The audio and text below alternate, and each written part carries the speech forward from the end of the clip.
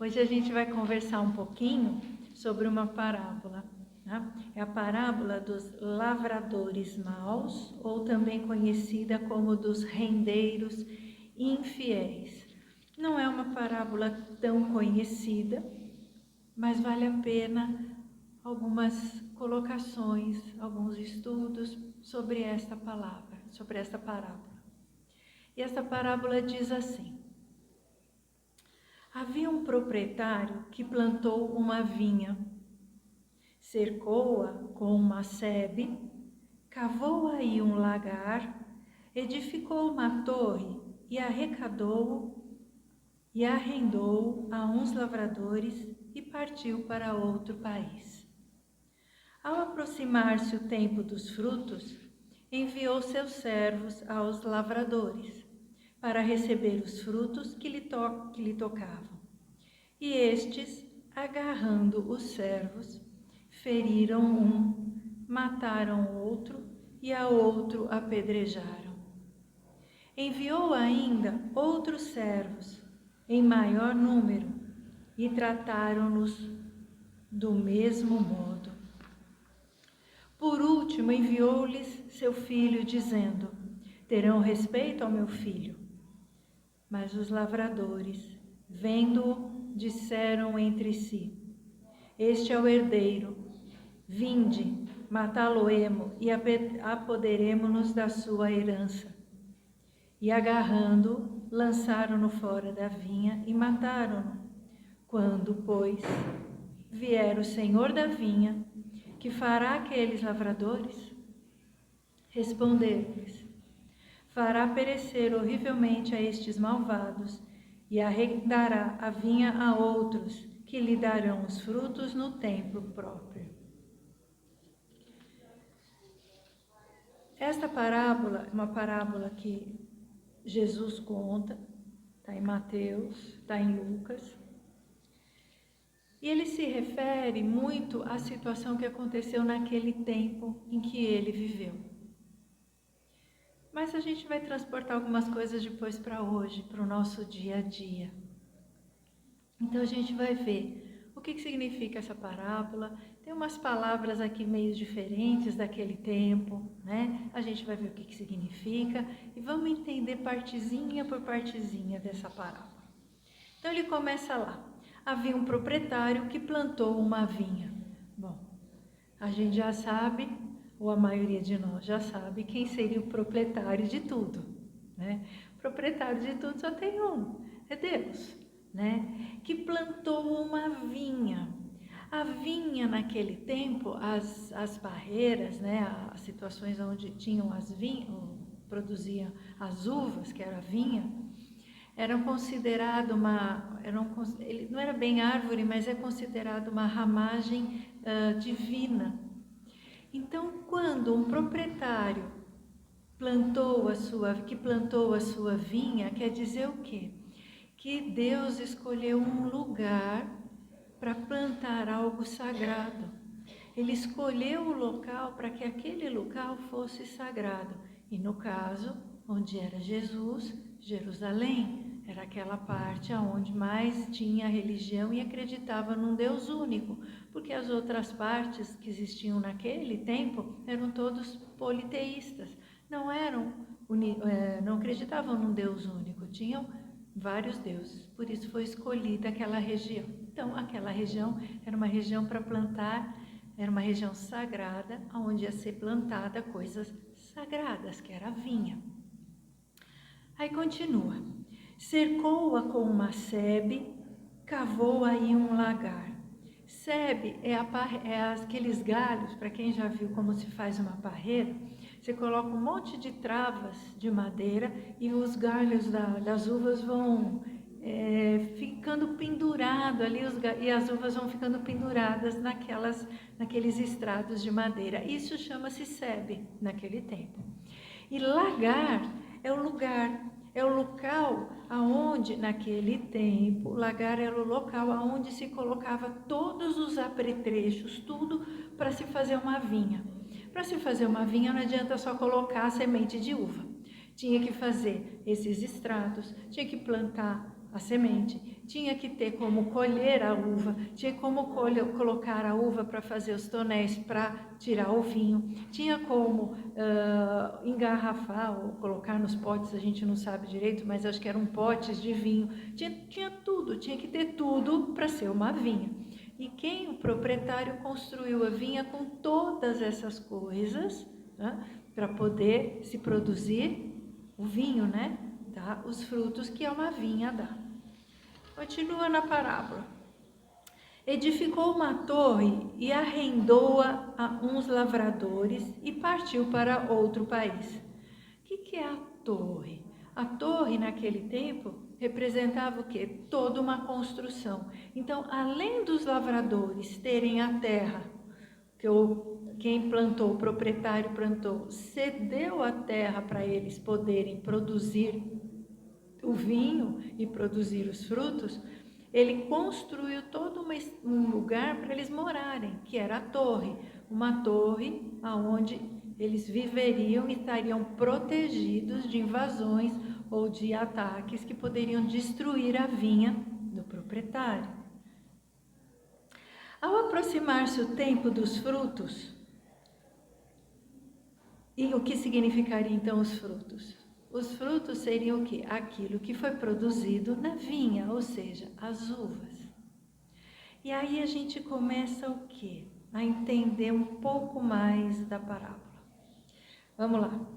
Então tinha um lugar, o lugar foi colocado coisas sagradas para que elas pudessem ser produzidas. Se Deus escolheu o lugar era sagrado e Ele plantou o que ali? As suas leis, as suas regras, o seu amor, a sua bondade. Ele colocou ali tudo que era de mais divino. Para quê? Para que os lavradores, que naquele tempo a gente já vai ver quem eram, pudessem o quê? Espalhar e produzir o quê? Os frutos. Que frutos? Os frutos das leis e dos ensinamentos de Deus.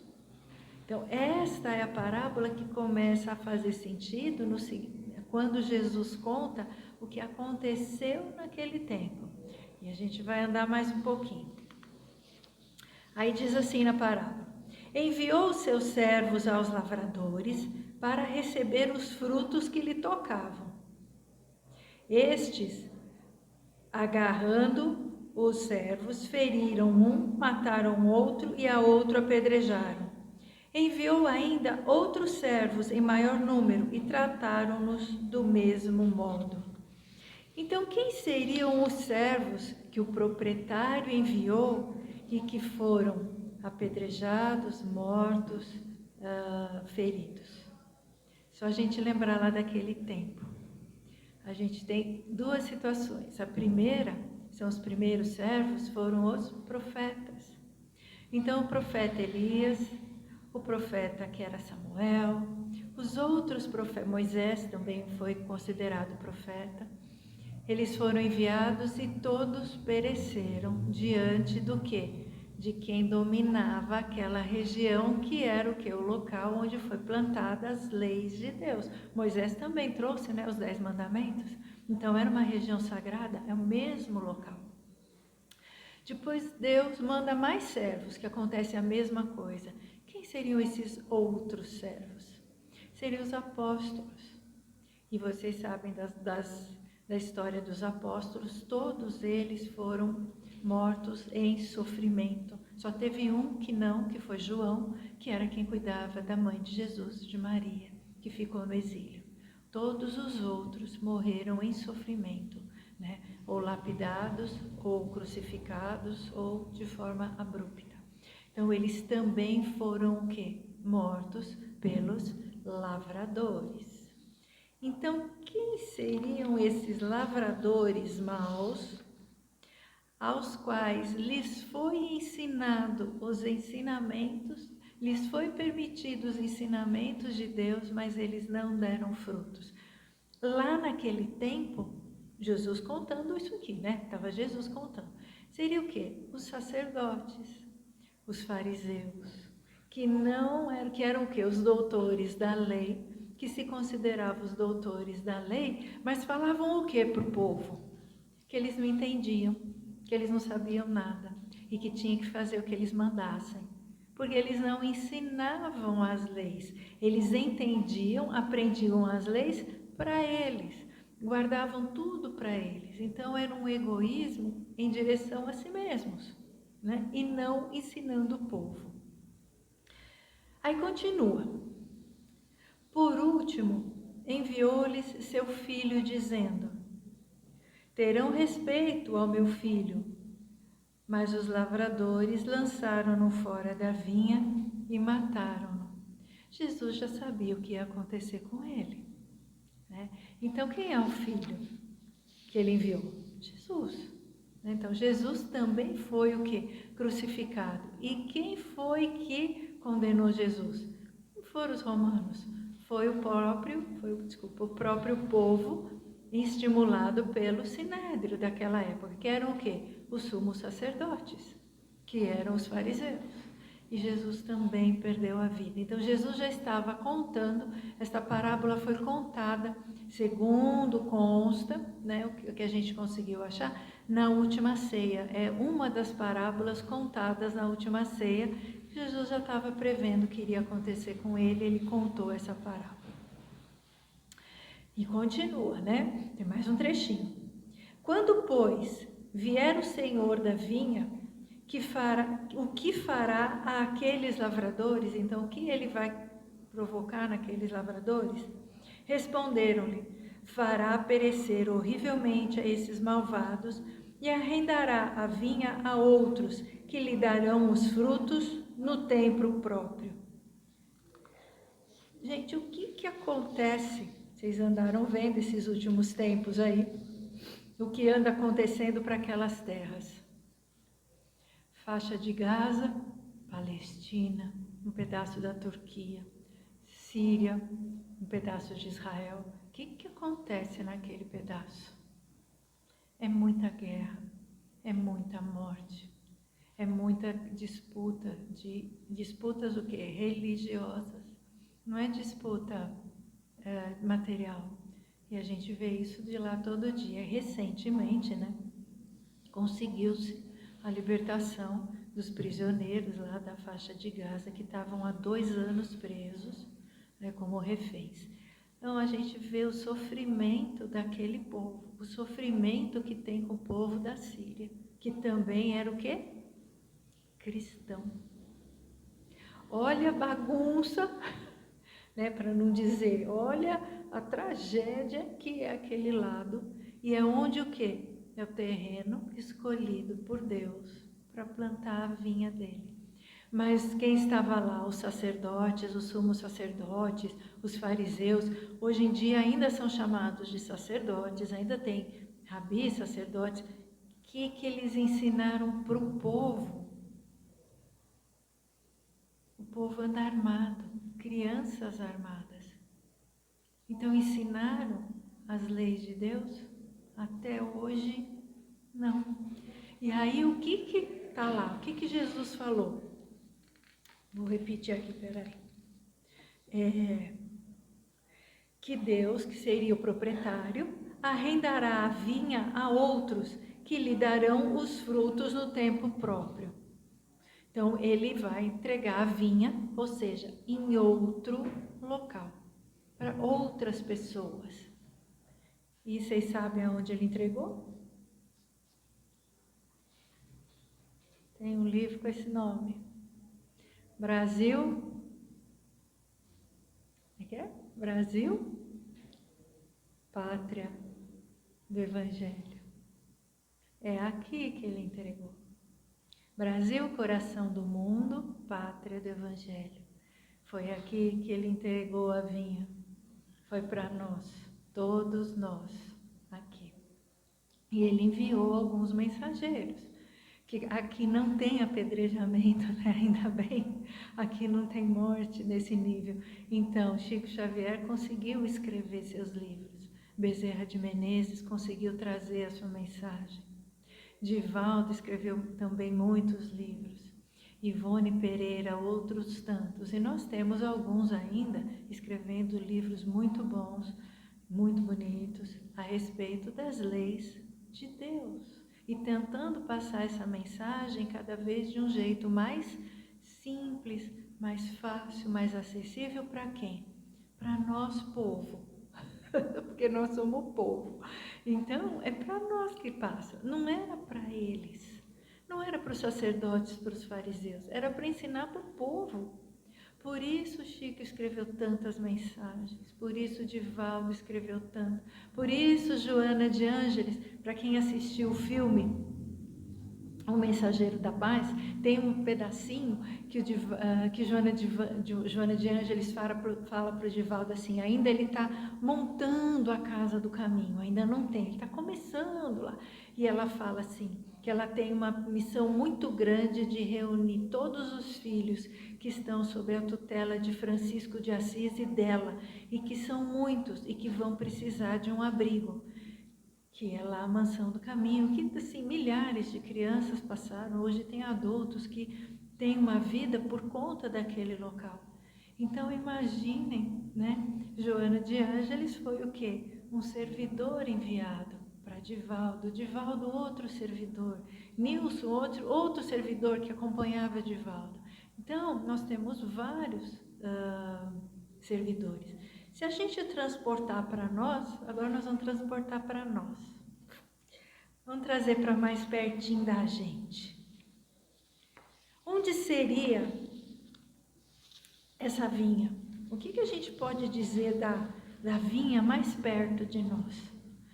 A gente tem algumas que a gente pode pensar. Essa vinha pode ser o quê? Aqui a casa Edgar Armand, ou outra casa espírita. A vinha pode ser a sua casa. A vinha pode ser o seu local de trabalho. A vinha pode ser o seu convívio social com amigos. Ela vai tomar chazinho e reunir para fazer bordado, para fazer tricô, crochê, para doar para as crianças. Enfim, pode ser qualquer um desses locais. É um local aonde você pode estar o quê? Sendo um servidor de Jesus. Resta saber se a gente vai fazer o quê? Ser um servidor bom ou mau. E aí a gente tem lá tudo que ele falou na parábola. Vamos trazer para nós. Ele fala da sebe e fala do lagar. O lagar é o local, a gente já falou, pode ser sua casa, pode ser aqui o templo, né? Um templo religioso, pode ser a casa espírita, pode ser uma igreja, pode ser algum outro templo religioso, mas é um local aonde foi escolhido para ser, entre aspas, sagrado, com as mensagens de Jesus. A torre o que seria? A torre seria o nosso corpo material, gente. Porque o nosso corpo material abriga a centelha divina. Então é a torre, somos nós. E o que nós vamos fazer com essa torre? Produzir vinha, porque nós estamos protegidos pela matéria, para justamente produzir o quê? A vinha, produzir o que vem da plantação, que são o quê? As virtudes, as nossas virtudes. Que virtudes? Gente, a gente fala sempre, né? Amor, perdão, caridade, paciência, tolerância, moderação, equilíbrio, que mais benevolência. Todas essas são esperança, fé. Tudo isso é o quê? Virtudes que a gente precisa desenvolver. Ninguém vai dar para nós. Ninguém vai te ensinar a ter fé, é você que tem que a desenvolver. Ninguém vai te ensinar a ter paciência, você vai ter que desenvolver. Mas a gente tem exemplos, né? E a gente pode seguir os exemplos que a gente tem. E aí a gente vai escolher o quê? Se a gente vai ser o quê? Bons lavradores ou servos de Deus. Bons lavradores ou maus lavradores. Lavradores do quê? Da nossa vinha. Que nossa vinha? As nossas virtudes. Nós vamos escolher ter bondade ou nós vamos escolher a crueldade? Nós vamos escolher o perdão ou nós vamos escolher a raiva e a mágoa? Nós vamos escolher a caridade ou nós vamos escolher o egoísmo? Isso está dentro de nós, dentro da sua torre. E aí você que vai fazer o quê? Vai ser o lavrador da sua torre, sendo um mau lavrador ou um bom servo. Essa é o significado desta parábola de Jesus para nós, para o nosso dia a dia. E aí a gente lembra, para estar finalizando, a gente vai finalizar um pouquinho antes hoje, para finalizar, uma passagem que Jesus também deixou do Sermão do Monte, que diz respeito ao que a gente acabou de falar de cada um de nós. Bem-aventurados os mansos e pacíficos, porque eles herdarão a terra. Bem-aventurados os misericordiosos, porque eles alcançarão a misericórdia. Bem-aventurados os pacificadores, porque serão chamados filhos de Deus. Bem-aventurados os que choram, porque eles serão consolados. Porque assim perseguiram os profetas que foram antes de vós.